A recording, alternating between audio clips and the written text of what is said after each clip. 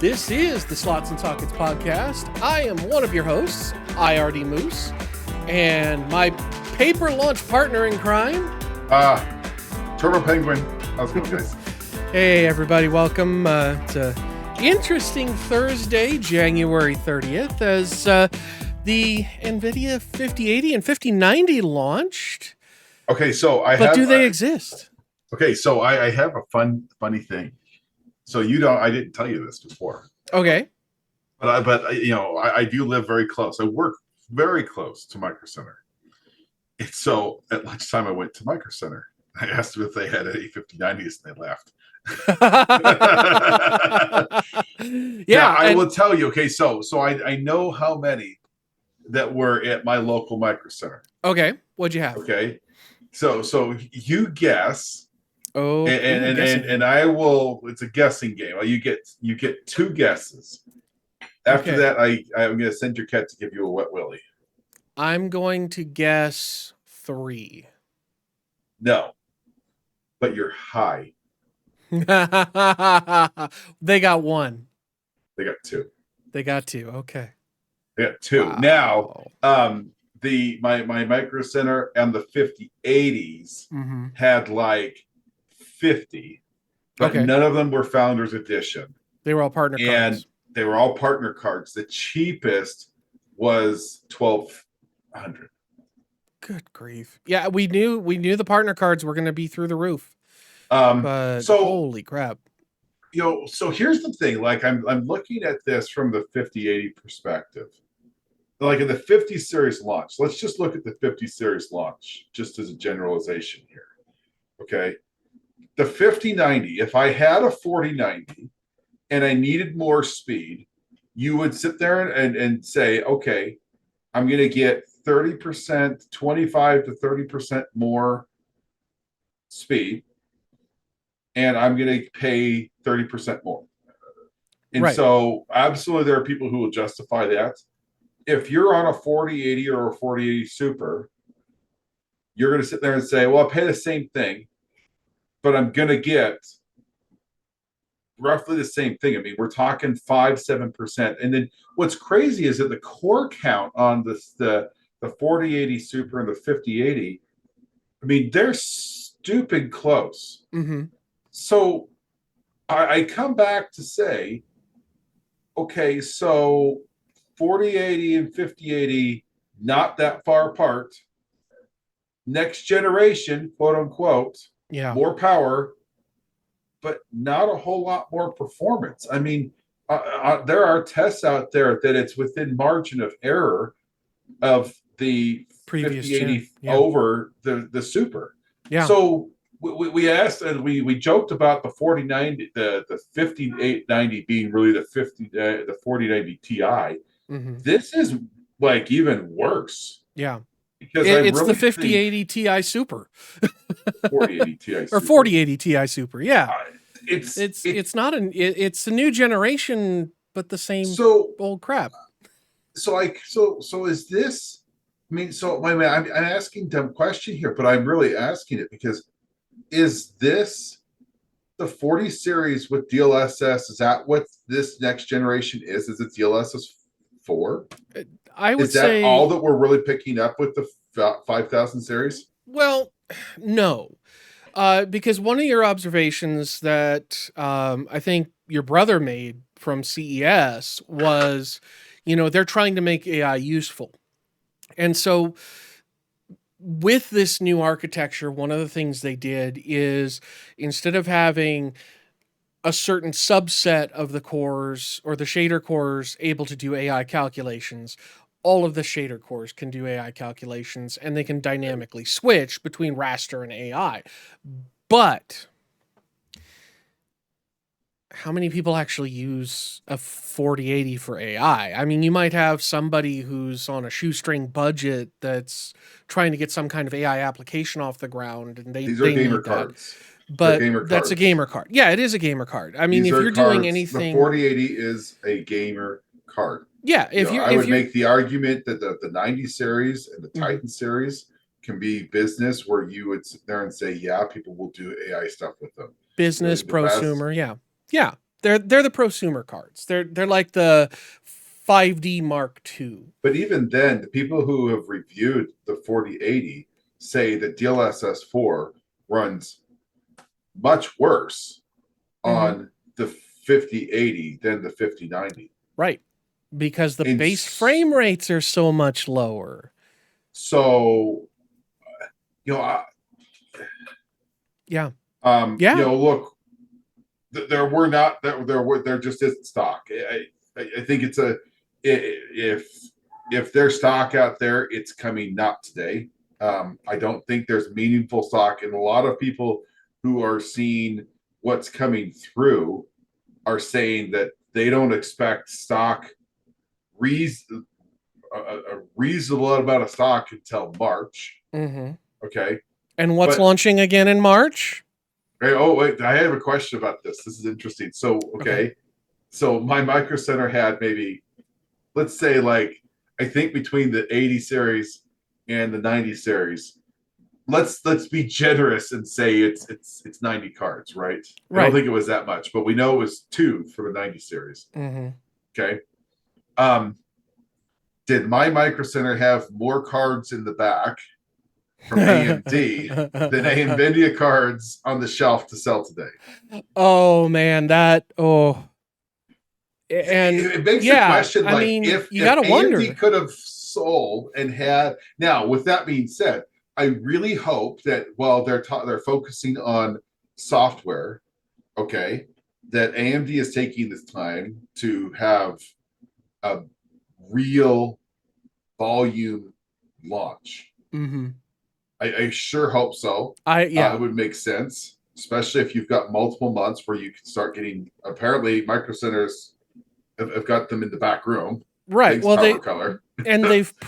they pushed the entire launch back a full quarter, or well, almost a full quarter. And so it's weird that they're doing that, but with the 5070, with potentially not having any volume on the 5000 series in general until March, and the 5070 supposedly coming later. Uh, you know, 70 is supposed to come March. yeah, and the Or suppose, well, 9070 comes. the the 70 series is supposed to have reviews on February 19th and Mm-hmm. availability on the 20th. Now, if you don't have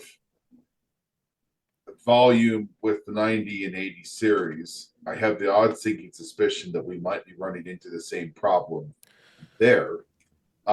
Unless it's a binning and yield issue, and the majority of the cards that they can make are actually 5070s or potentially 5060s and 5060 then Ti's, why wouldn't which were also leaked today. then why wouldn't you have leaked the 5070? Why wouldn't you have led with the 5070 if you didn't have cards available? If you had volume at the, I don't think they It's have volume. I it's think a that's psychological play. It's totally so there's a concept in marketing called anchoring. And what they do is they start you with a ridiculously high price. Okay, here's the 5090 for $2,000. Oh, and yeah, you won't want this one because this is the poverty card. So it's $549 for the 5070. The auto manufacturers do the same thing. They way overprice their top spec model, and then they give you the poverty series with all the blank out buttons in them, and that's the actual affordable price. But in their advertising, they're like starts at $24,999, even though that's the version nobody buys. I um, just it's a game with our anchoring, and so they're saying, well, yeah, here's the $2,000 card. You can't buy it, but that triggers you to base your value for the 5070 and 5070 Ti off of that. okay. So let's talk about real quick, like, the 5000 series in general.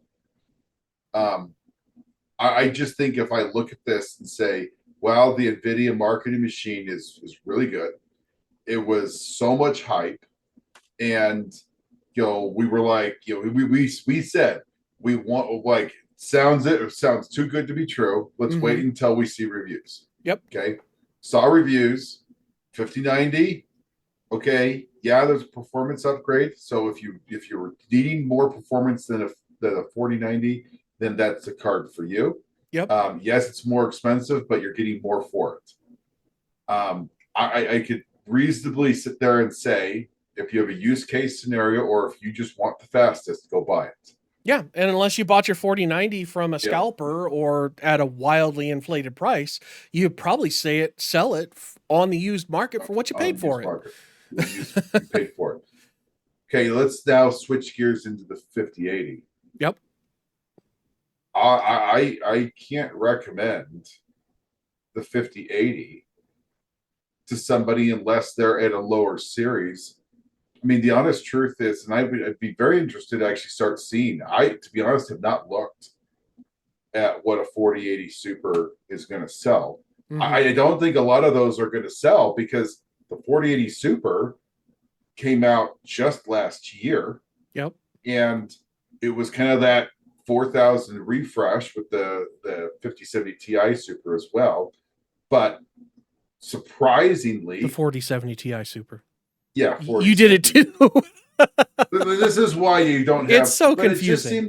but it just seems like um, if you have a card of significance, Mm-hmm. it's more just moving up your current line. So if I've got a 4070, the 5080 doesn't really seem like, yeah, it's faster, but it's not much faster than a 4080 Super. Yeah, this is like And a 2016 MX5 versus a 2015 MX5.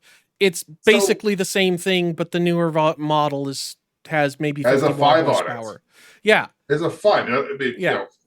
but It's so one number better, and bigger is better. Bigger's always yeah, one better. bigger is bigger. The other half I would say, and this is the other thing that worries me about the 5000 series.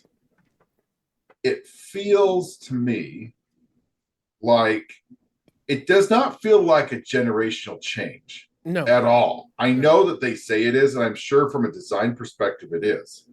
Okay. But I'm telling you, from a performance perspective, this does not feel like much of an upgrade. Nope. And let's be honest here. If the 5080 is only 5 to 9% on average faster than a 4080 Super, we already know Not at where the stock. Keep in mind. Yeah. okay, but we already know where the 5070 is going to slot in because you know it's not going to be faster than a 4080 Super. Mm-hmm. So the 5070, it just seems like, and maybe I'm wrong on this. We don't have reviews, so I can't tell you. But am I going to be wildly surprised when the 5070 Ti, comes out? It is 5 to 7% faster than a 4070 Ti Super. Well, I mean, if that's the Because that's a direct case, competitor, right? yeah, At that yeah. point, the And generation to generation that's the to competitor. to be perfectly blunt, if that's the case, they basically put the ball on the tee for AMD and just said, "Okay, give her with the I mean, 9070."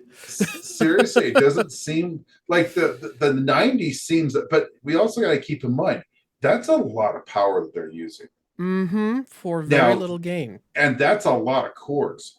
So my concern, and this is where I'm getting at here, I'm concerned that Nvidia has hit a wall Mm-hmm. on the development where what they're doing is they're doing what Intel did. Let's throw more cores and more power in this thing. Mm-hmm. And yeah, it's faster. But was the 13th gen and 14th gen really faster than 12th gen?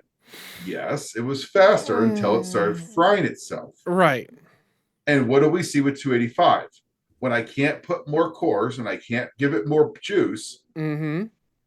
I'm going to run into a problem. Now, And and Jay's 2 cents video from earlier today actually I think touches on that a bit because he played with overclocking the 5080 and he hit that same 30% performance bump on the 5080 over the 4080 that we saw on the 5090 over the 4090. And so um, you know, Nvidia is doing things. Of course, again, Jay's 2 cents was using a founder's edition card, not a partner card. So partner cards may behave differently, but he hit voltage limit on that. And without really doing a whole bunch of like tweaking on the voltage or anything like that, he was able to push 500 megahertz extra core clock and get similar gen on gen bump numbers that we saw in the 5090. So I'm wondering if Nvidia's playing games here and they put too much power density on the 5080 and they're like, well, we don't want an Intel thing going on, so we're just going to, cut back on the core clock here. I don't know. There's something funky going on. Yep. I don't know what that is quite yet, but if you look at the provided slides of performance from Nvidia, right, and then you look at any review, and you will realize that Nvidia, I mean, they lied. They're so I mean, focused on this DLSS 3 to 4 yeah, that it absolutely feels like an absolute lie, because it sort of is. And I think, and I really hope that gamers are realizing that this is not an upgrade, or if it is, it's not really a full step. It's like a quarter step forward. yeah, Now, but if I'm on a 30 series, like if I'm on a 3070 or a 3080, okay, and I'm like, it's time for me to upgrade, and I kind of do every other generation. yeah. That's a big enough of a jump where I can sit there and say, you know what, that makes sense. Well, yeah, but But the vast those are, majority of the jump was 4000 series because 4000 series was what 50% faster yeah. than comparable 30, and so the only benefit you're getting is at that point is the architectural improvements in AI performance, which with DLSS, if you tune the settings before turning on DLSS properly to get a good base frame rate, yeah, you're probably going to get a smoother visual experience, but you're still not going to get improved frame rates or I should say improved My simulation number's bigger. experience. Yeah, Yeah. you're like, oh look, I'm getting 540 frames a second. My 600 hertz display is syncing every frame, but it still plays like 30 FPS. So And so let's, it's all I marketing hype. think, I really think, and I hope that, maybe I'm wrong, but I think the gamers agree. Yeah. Um, Seems like there was a lot of hype, and when it's all said and done, sort of feels like maybe a little bit of a switcheroo, and obviously Okay. not getting the performance on the 5000 series that maybe uh, Nvidia intended or implied. Now, Yeah. let's Yeah. talk about the competition, because I really think that this is going to be very, very interesting. We've got the delays on the RDNA 4. We know RDNA 4 is going to have performance increases specifically on ray tracing. Right. Okay. We Right. also know that this is going to be a efficiency upgrade more than a raster upgrade, because I think even AMD has more or less kind of confirmed that these cards are not going to necessarily be faster than an XTX card. Right. Okay.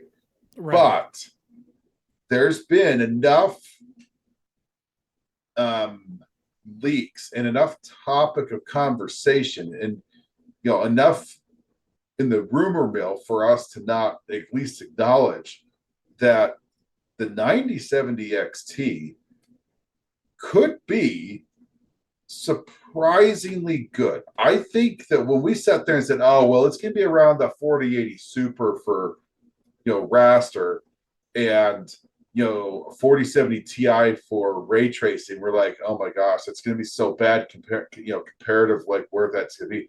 Right. Well, now that the 5080 comes out and it's really the 5080 Super V2, that's a really interesting prospect. Mm-hmm. Now, again, I'm going to say the same thing about the FIT 5000 series. I'm waiting for real legitimate reviews, Yep. real legitimate numbers. I want to see I hardware in hand. I want to see hardware in hand, but I also sort of believe that hardware in hand, there are plenty of people that have these cards out there.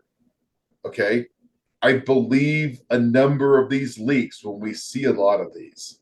I don't think any of these leaks are pulling any punches. But I also believe that the final driver that we get is probably going to have some optimizations. Probably. I don't think it's going to be dramatic. Will we see maybe a percent or two increase between now and launch? Probably. Yeah. Maybe. We'll see. But might see a big bump in here's the FSR question. performance. Where's the price going to be? Well, we did have that leak last episode we discussed where I think a retailer was selling it for around $650. And if the performance No, numbers, that's a partner card. Well, yeah, that was a partner card. If the well, and they're not going to build they're not going to have a whole lot of direct cards. So no, they're not going to have any. They made it very clear okay. they were not going to have. I forgot. Yeah, I forgot about that. That AMD is not making an AMD labeled card, so you're not going to have a Radeon. Since we're not going to have a Radeon card, we're seeing partner cards shipping at $650. Basing this solely on the rumors we've heard to date of the performance, and they sound convincing that, Raster is going to fall right around a 4080 Super, and the ray tracing is going to be maybe 4070 Ti, maybe 4080 level. I think 649 is starting to make more sense, but boy, oh boy, are they going to sell a bunch of cards if they go with the original rumored price of 549? If they price that 9070 at 549 to compete directly with the 5070, and you get performance that rivals a 5080, that I think is going to be the value proposition we've been talking about they need to deliver on. And then they can say, hey, by the way, we have the XT as well, and that's, another 10, 15% faster. We could see an AMD mid-range card fall between the top-end gamer card and the prosumer card on Nvidia side. I don't look. The XT is gonna. I think the notion is the XT is gonna fall somewhere between the 5080 and the 4080. Maybe and the original, the original. I mean, that's such a narrow band, though. It is. It is. Yeah. But I really think that the XT is probably going to fall somewhere in there. Yeah. And I think that's the price point that they've got to focus on. Mm-hmm. If you can get the XT at 650, then I think that makes a meaningful change. If you really wanted to get aggressive, you would go 599. Yeah. But again, those are both, that's a 16 gigabyte card. That's going to have, you're going to sit there and say, yeah, you can spend 750 and get a 16 gig Nvidia card, or you can get the Radeon and get a whole level of performance bump to $1,000 card for less. Now, I will say, I do not expect the ray tracing on AMD's next gen to be a one-to-one comparable level. No. But compared to where they were with the 6000 series, the 7000 series, the 9000 series is going to be substantially better. Yeah. Okay. The goal with the 9000 series is to prove that they can, and to actually fix ray tracing, get that sort of off, find areas where they can improve for next gen, and then add raster on top of that. Yeah. So this could be very unique, where you could have a 9070 XT at 599, 650, and its closest competitor is really the $50, $1,000, $80, Yeah. through a 4080 Super. Well, Um, yeah. or the other thought is if I can get 4080 performance and 4070 Ti ray tracing in a package that costs, that, 600 bucks, Hmm. and with ray tracing that's not garbage, um, boy, that's going to be interesting. And it'll be interesting to see how that impacts because, at that point, will that have an impact on 5000 series? Now, I doubt it, only because there's a Yeah. lot of people who prefer Nvidia, Yep. but will that get some people who have only had Nvidia to try out Radeon? And if they're really taking the time to get these drivers going, I really think that's a positive thing. Yeah, I agree. I think more it's going to attract people on the side of, well, I'm just getting into gaming and maybe my budget's a little tight. Those sorts of people. The diehard Nvidia fanboys are definitely not going to jump on that bandwagon because why would you join Team Green when there's the fastest card in the world that I could spend $2,600 on? Or $5,500 if you buy it from a scalper. And I that's the other thing too is this could still end up being a big win for AMD because if you ain't got stock, you can't serve your customers. And if AMD has been spending this time building up stock ready to ship to retailers, and they already have stock at retailers ready to go, come launch, they could potentially put cards into gamers' hands faster. I mean, if you need a graphics card and you really want a 5080 or a 5090, but there aren't any on the shelf, and then for a quarter or half the price, there's a 9070 that not only would do the job, but theoretically does it pretty dang well. Are you going to wait and sit on not having a GPU, or are you going to go with the AMD card?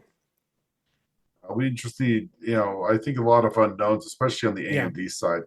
It will be very, very telling to see exactly what happens with the AMD cards.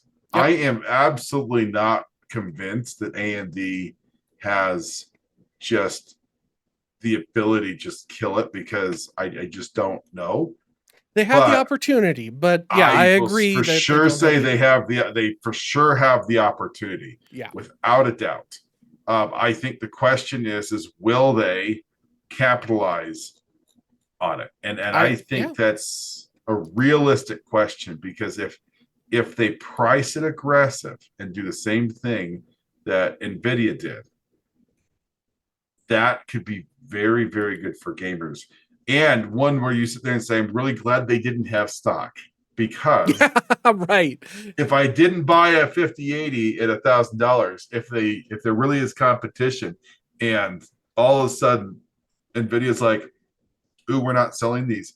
Let's drop these down a tier in the pricing and get the 5080 at 799. Mm-hmm. Mm-hmm. Ooh, that could be very, very attractive Mm-hmm. if we start getting into some GPU price wars.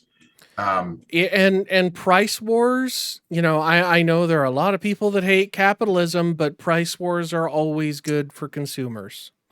Absolutely. Let's So, bring it on. So, especially when those consumers are looking at making major life changes and still want to buy new hardware.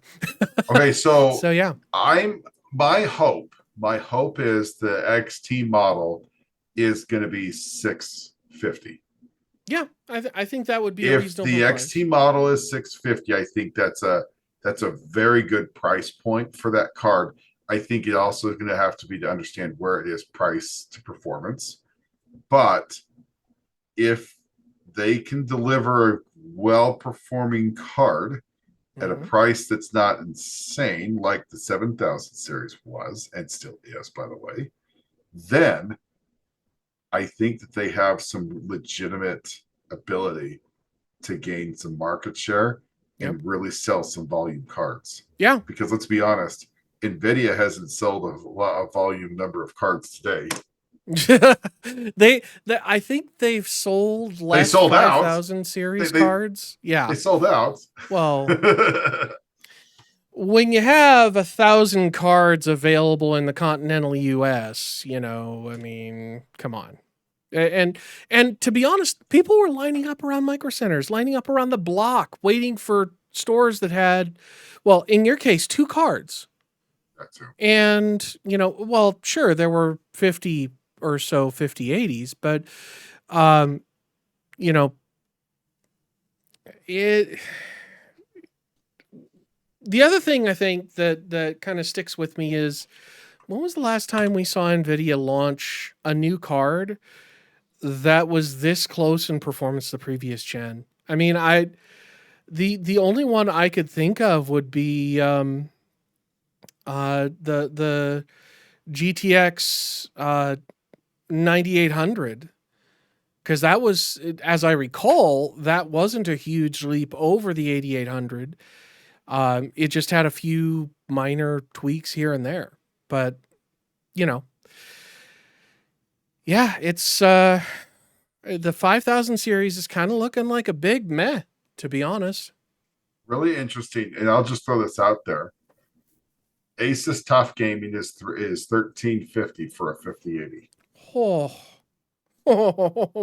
ow. Well, on that very expensive bombshell, I think it gets worse. Hold up. The Gigabyte Aorra Water Force, oh geez, 1400. The Gigabyte Extreme Water Force is 1350. The Asus ROG Astral, that's the dumbest name ever, is 1500. You could change that name very easily in your head to something else that we will not say on this show. But yes. Yeah. So on that pricing bombshell, I think we will call it a show for this evening. And thanks, guys. Thank you all for watching. Please remember to do the old YouTube algorithmic things down in the doobly-doo, liking, commenting, and subscribing. Yep. And tell your friends about us, and all that fun stuff. So until next time, have fun storming the castle. Take care, guys. Have a good night. Good night, everybody.